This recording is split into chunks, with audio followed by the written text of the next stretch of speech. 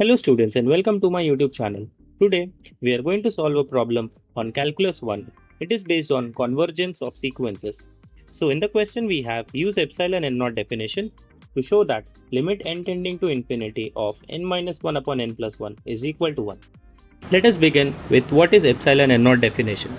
So if we have a sequence xn and we say that xn converges to a real number p, then it is equivalent to saying that for every epsilon positive, we can find a natural number n0 such that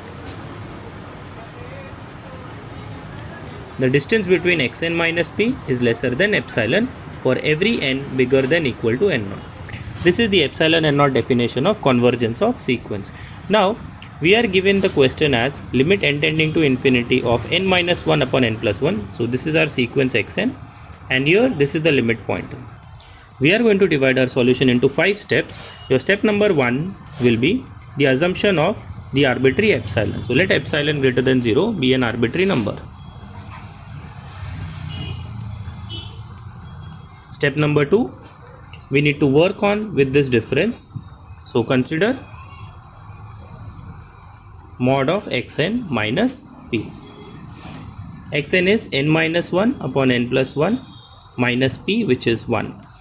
On a little bit of rearrangement, we are going to get this as, and this is equal to minus 2 upon n plus 1. Now since we have to take the mod, so we know that mod of minus 2 is 2 and mod of n plus 1 being positive, it is going to be n plus 1. Now we are going to make certain adjustments over here. We do not want this plus 1, so we are going to get rid of that plus 1. And we will be writing it as fraction 2 by n. Now note that the denominator over here is smaller than the denominator on the left side, and hence this fraction is going to be bigger than the fraction on the left side. Now let us move on to step 3. Now before going on to step 3, just have a look at the definition. It says that mod of xn minus p should be lesser than epsilon.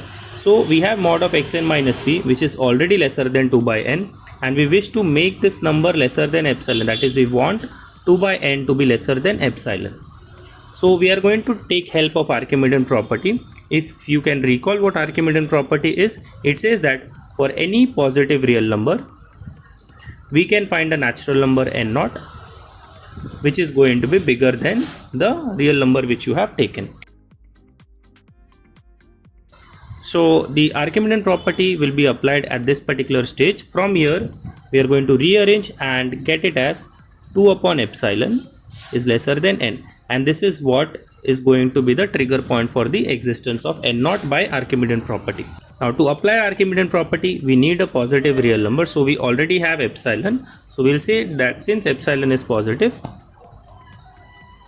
it will also imply that this number which we have adjusted over here, 2 upon epsilon, that is also positive, and hence by Archimedean property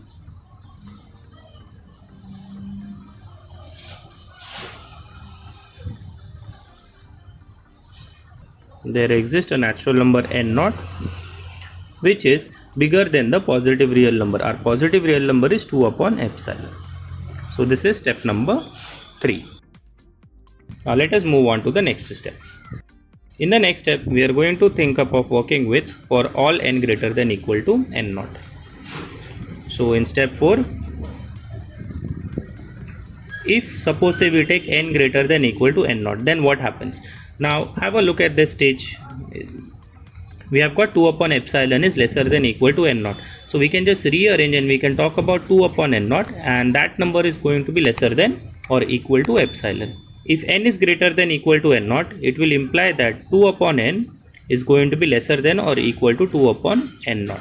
And this number from the above result, it is going to be lesser than epsilon. Now once we have reached here, we just need to combine all the steps which we have got. Now have a look, we will be considered. So we started with epsilon arbitrary. We found out the difference between xn minus p, xn and p, and that we got to be lesser than 2 by n.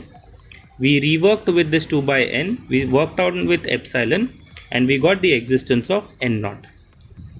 And the last part, we have taken n greater than equal to n0, and we are working with 2 by n is less than equal to 2 by n0. So for the last part, we are going to just say that xn minus p mod value, this was lesser than 2 by n. So I'll say that this is lesser than 2 by n. Now here we have got 2 by n, and 2 by n is lesser than 2 by n0. So this is less than or equal to 2 by n0, and this happens whenever your n is bigger than n0. This is the condition under which this is happening. And what about 2 by n0? 2 by n0 is lesser than epsilon, which we have from here. So we can just get rid of terms which are not really required. So we have that mod of xn minus p is lesser than epsilon for every n greater than equal to n0. And since the epsilon n0 definition of convergence is agreeing over here, we can conclude that xn converges to p. So that is going to be our final conclusion. We can say that xn converges to p. That is, xn was n minus 1 upon n plus 1, and this converges to 1. Or we can also write it in limit form, limit n tending to infinity of n minus 1 upon n plus 1 is equal to 1. So that's all for today. I hope this video is going to help you to solve more problems. If you have any questions, you can either put up in the comment box, you can upload it on the website, or you can also mail me. Also, if you have not yet subscribed to my channel, please consider doing the same, and also hit the bell icon to get notified for new videos which I am going to upload. Thank you so much and happy learning.